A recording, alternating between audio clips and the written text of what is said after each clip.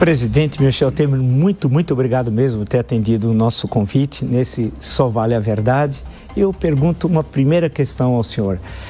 Ser ex-presidente da República é difícil porque o senhor foi vice-presidente, presidente e agora vive uma nova etapa da sua vida política. É difícil? Olha, primeiro, gratíssimo pelo convite, uma oportunidade nesse diálogo em que só se pode dizer verdade, e nada mais do que a verdade, né? Primeiro ponto. O segundo ponto, você sabe, Vila, eu fui um presidente da República muito impopular. E é interessante, há pouco tempo, ainda hoje, eu fazia encerramento de um congresso de direito constitucional e eu dizia que foi aquela impopularidade que me permitiu fazer as coisas que eu fiz no governo. Porque você mexer em certos temas, por exemplo, direito de trabalho, previdência social, teto de gastos públicos, recuperação de estatais, é vespeiro, né? Mas eu consegui fazer porque era impopular, ou seja, não tinha como objetivo a reeleição. Quem faz a reeleição, quem entra no governo, sempre está pensando no futuro e não mexe, vou repetir a expressão, em certos vesperos, né? Então, digo eu fui um presidente muito impopular e interessante, isso foi útil para mim. Aliás, eu devo até dizer que numa primeira reunião do Conselho de Desenvolvimento Econômico e Social, um dos integrantes pediu a palavra e disse: presidente, aproveite a sua impopularidade e faça o que o Brasil precisa. Né? E interessante, sem embargo de ter sido um presidente muito impopular, eu me tornei um ex-presidente popularíssimo. A verdade é que hoje há um reconhecimento muito grande daquilo que nós fazemos, até agradeço as suas palavras inaugurais, né? Porque é exatamente isso, as pessoas tinham uma certa visão do governo e ao depois, quando eu saí do governo, verificaram que nós fizemos muita coisa naquele período e com muita tranquilidade, coisa que, com toda franqueza, hoje inexiste um pouco, né? Hoje existe uma certa intranquilidade. Naquele período meu, talvez no meu estilo, né? Eu tentava pacificar as relações políticas, institucionais, sociais, né? O que eu acho importante para o país. O senhor falou em reeleição, agora voltou a discussão na Comissão de Constituição e Justiça do Senado, foi aprovado o fim da reeleição. Claro que isso tem um longo trâmite legislativo. O senhor é a favor da reeleição? Hoje eu sou contra, viu? Eu sou contra pela razão que eu acabei de mencionar, porque você sabe quando alguém chega lá com vistas à reeleição, ele diz, bom, eu vou me preservar aqui no mandato, não vou mexer em certos temas polêmicos que posso perder votos. E daí isto prejudica, convenhamos, a própria governabilidade. Você veja, quando foi dito isso a mim, aproveite a sua impopularidade, a tradução que eu fiz é o seguinte: olha aqui, Temer, como você não está pensando em reeleição, faça o que o Brasil precisa. Então hoje, eu francamente sou contra a reeleição, acho que deve-se aumentar o prazo presidencial, embora eu tenha uma tese que não é exatamente o presidencialismo, mas é um outro sistema, o semipresidencialismo, né? Mas eu acho que a manter o presidencialismo é preciso aumentar o prazo de mandato, 4 anos acho que é pouco, 5 ou 6 anos, e naturalmente eliminar a hipótese da reeleição. Aí tem duas questões que eu queria aproveitar e conversar com o senhor. Primeiro, essa discussão atual fala em mandato de 5 anos. Nós tivemos, pela Constituição de 1946, um mandato de 5 anos. Só que não havia coincidência com as eleições legislativas, que o mandato era de 4 e 8 anos. Né? O senhor é a favor, então, do mandato nesse sistema de 5 anos, ou de 6 anos, ou de 4? 5. 5 anos. 5 é o ideal, né? 6 é um pouco alongado demais, né? Sim, talvez 5 anos seja o ideal. Sim. Porque no governo é assim, viu, Vila? O primeiro ano é um ano quase de ajustamentos, né? Onde Sim. você tem que fazer aquilo que seja possível. Sim. E, portanto, depois você tem mais 4 anos pela frente para consolidar aquilo que se realizou no primeiro ano e meio de governo. Então, acho que o prazo de 5 anos é um prazo ideal. Não tenho dúvida disso. O senhor fez menção a um ponto aí de passagem que me parece de suma importância. Quando se discute que o sistema político brasileiro precisa ser reformado, se fala de muita coisa, inclusive nessa própria proposta de emenda constitucional. Mas não se fala numa questão que, para mim, é a central principal delas, que é se nós devemos manter o presidencialismo como vivemos, se teremos um parlamentarismo puro como vivemos no Império Peronomútil, em certo momento um parlamentarismo de improviso entre 1961 e 1963, naqueles momentos, houve a tentativa da Constituinte, de um parlamentarismo puro, ou um semipresidencialismo com modelo francês, originalmente da Constituição de 1958, lá com Michel Debré, né? Ou a experiência portuguesa, que tem algumas distinções em relação à França. Eu vi que o senhor é defensor do semipresidencialismo. No que consiste o semipresidencialismo e por que, presidente, ele é melhor, numa linguagem mais vulgar, porque ele é melhor do que o sistema que nós vivemos? Eu acho o seguinte, Vila, que interessante. Quando eu estava na faculdade, meu professor de filosofia e direito era o Miguel Reale, pai, né? Sim. E ele tinha a teoria do chamado ato, valor e norma. E há certos atos que vão sendo valorizados de uma tal maneira que, num determinado momento, se transformam em lei, se transformam em norma. E eu acho que no presente momento, isto até se iniciou, creio eu, no meu governo. Porque no meu governo, e eu não fiz isso por conta própria, eu fiz isso porque a Constituição determina. Eu trouxe o Congresso para governar comigo, o que me ajudou muitíssimo. Eu tinha passado 6 mandatos lá na Câmara dos Deputados, presidente da Câmara várias vezes. Isso facilitava o meu diálogo com o Congresso. E é interessante, as pessoas aqui no Brasil, como nós temos sempre uma visão muito centralizadora, achando que o presidente pode tudo, e não pode, só pode se tiver apoio do Congresso Nacional. E faço aqui exemplos, né? Você, presidente da República, você manda projetos de lei, projetos de emenda, precisa vê-las aprovadas. Você edita medidas provisórias, precisa vê-las convertidas em lei. Você veta, precisa ver se mantém o veto. Então, quem governa o país, na verdade, não é apenas o presidente, é o executivo mais o legislativo. Por que eu digo, por que eu falei em ato, valor e norma? Porque você veja, nos dias atuais, eu constato apenas isto, né? O orçamento não só é aprovado pelo parlamento, como praticamente com as tais emendas impositivas, emendas de relator, emendas de comissão, emendas de bancada e outras tantas emendas, o Congresso hoje praticamente domina a peça orçamentária. Primeiro ponto. Segundo ponto, eu verifiquei em vários instantes que os presidentes, o Lira e o Pacheco, em alguns momentos, eles chamavam setores da nacionalidade para fazer grandes acordos. No exemplo dos planos de saúde, que num dado momento foram chamados para fazer um grande acordo nacional. É tipicamente uma função executiva. Primeiro ponto. O segundo ponto é que, sem embargo de comandar o orçamento, portanto, destinar as verbas, até estabelecesse uma regra do chamado orçamento secreto, que é proibido pela Constituição, porque a Constituição determina a publicidade de todos os atos públicos. Não sei como é que se pode pensar num orçamento secreto. Mas isso significa que certos atos vão sendo praticados, levando à convicção que o ideal para o país seria você entregar esta função de natureza executiva interna do país para o parlamento, porque daí o parlamento, muito bem, ele destina as verbas, mas ele é responsável pela governabilidade. Porque chega na reeleição, ao invés de ele sempre dizer, olha, eu mandei para cá um trator, ou mandei uma esteira, ele vai ter que dizer, se da situação, governei bem.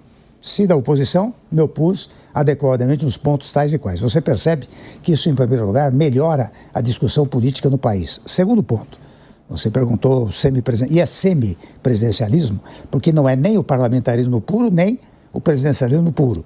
Né? É uma amálgama dos dois sistemas. Segundo ponto que eu digo é que você acaba com o trauma do impeachment. Nós temos 36 anos de Constituição de novo Estado, já tivemos 2 impeachments. E sobre mais, eu fiz uma pesquisa, desde o tempo do presidente Itamar Franco, nós tivemos quase 300 pedidos de impedimento. E o impeachment, eu cheguei lá em função do impeachment da senhora presidente, mas ele cria um trauma institucional. Diferentemente, no sistema semipresidencialista, em que o parlamento comanda a execução interna, você, primeiro, só tem governo se tiver maioria parlamentar.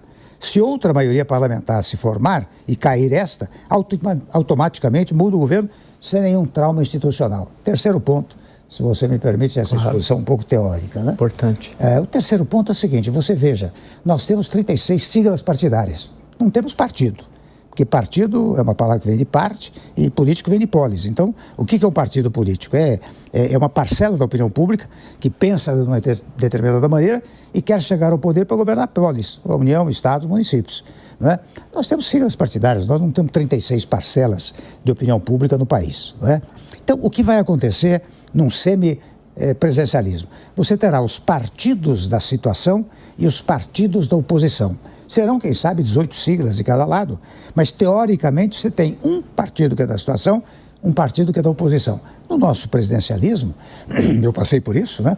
Você é eleito E quando eleito, você precisa formar uma maioria parlamentar. E daí vem os maiores desastres.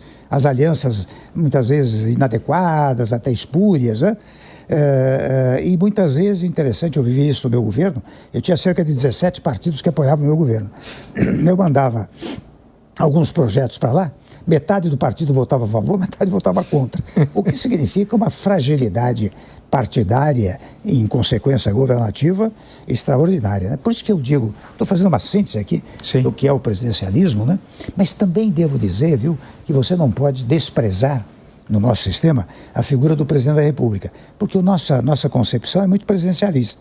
Então você precisa ter um presidente que não seja apenas do tipo rei, reina, mas não governa. Não é isso, não. Ele representa o Brasil nas relações exteriores, ele comanda as Forças Armadas, ele indica o primeiro-ministro, ele participa do fenômeno de sanção e veto. Quer dizer, ele tem que ter presença, porque senão você não consegue fazer passar o semipresidencialismo. Em síntese, acho que estes são os pontos fundamentais e esta seria, a meu modo de ver, uma grande reforma política no país, né?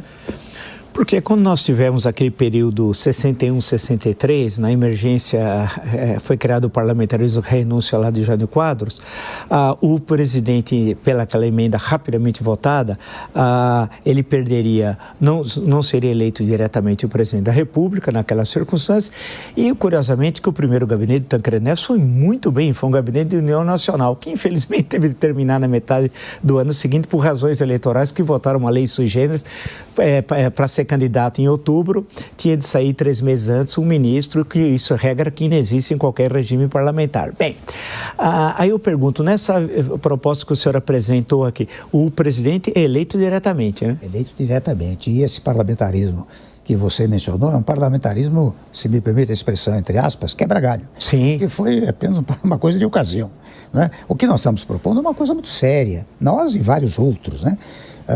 Nós propomos uma fórmula que já tramitou pelo parlamento, um projeto que até, confesso a você, foi pensado no meu período, por mim, pelo Gilmar Mendes, também pelo Barroso. Eu e o Gilmar conversamos muito e eu pretendia até, não houve tempo. Meu governo foi 2 anos e meio, né? Mas a minha intenção era fazer a proposta parlamentarista, semipresidencialista, mandar para o Congresso e desde logo, nos últimos 6 meses, fazer uma espécie de transição.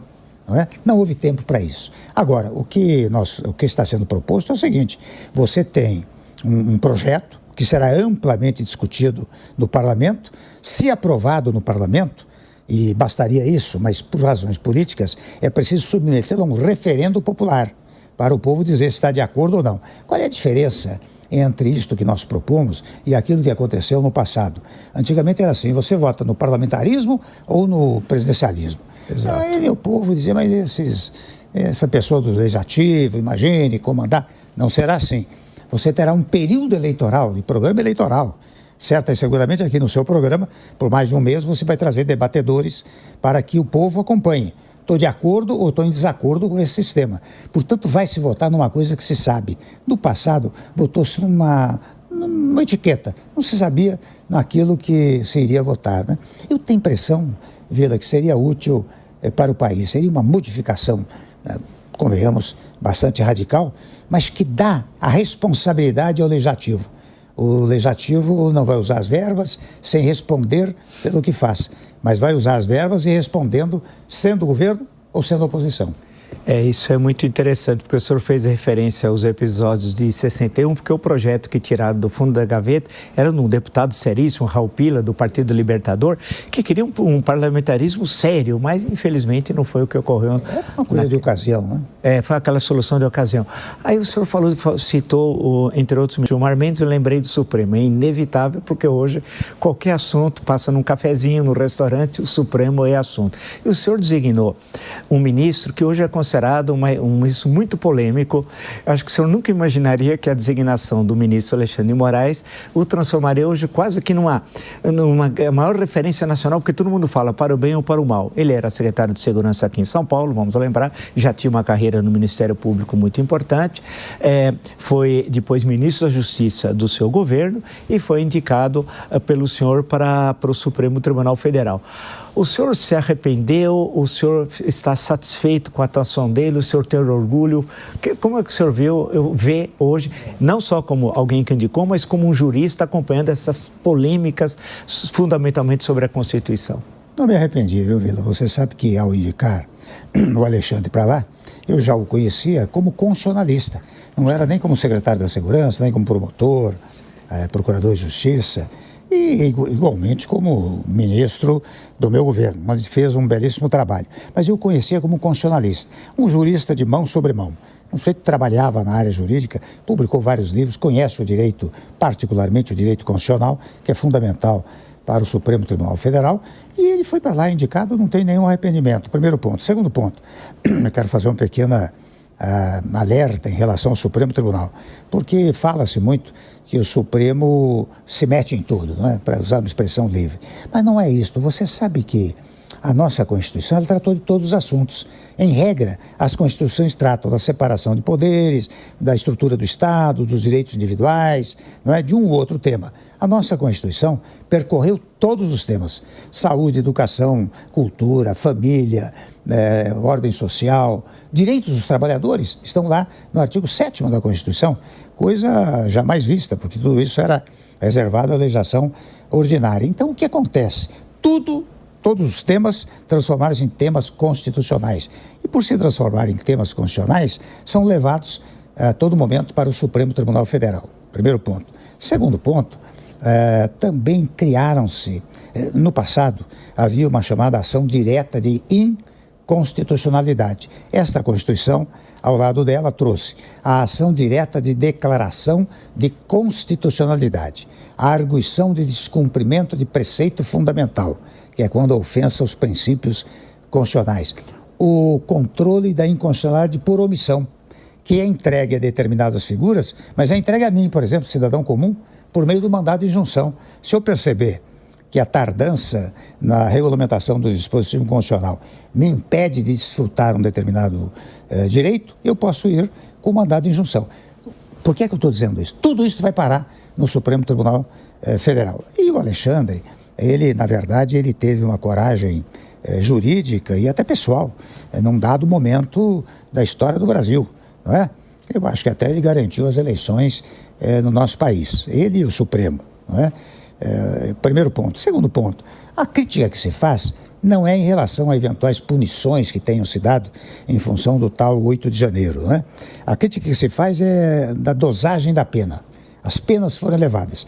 E até recentemente, dando uma entrevista, eu disse, depois recebi alguns telefonemas de gente graduada, né, do próprio judiciário, dizendo o seguinte: olha, ao invés de ter uma anistia lá pelo Congresso, isso pode criar um mal-estar entre os poderes, o Congresso e o Supremo. O ideal dos ideais é que o próprio Supremo Tribunal Federal fizesse uma redosagem dessas penas. Basta provocá-lo e que isto pode ocorrer. E eu percebi que isso caiu muito bem, sabe? Eu verifico gente que está dizendo que o Supremo poderia rever isso. Foi condenado a 14, se cumpriu 2, já tem direito a condicional. Ele liquida esse assunto pelo próprio Supremo Tribunal Federal. Então, digo eu não me arrependo, o Alexandre faz um belíssimo trabalho, é polêmico, não há dúvida, até porque ele entra em polêmicas internacionais, né? Então, é polêmico, mas é o estilo dele, né? É o estilo dele. Agora, ele é um legalista, ele não é um sujeito, digamos, radical, que aparece na divulgação que ele radicalizou posições, mas eu o conheço muito bem há muito tempo. Ele é um sujeito discretíssimo, não tem essa radicalização que se atribui a ele, né?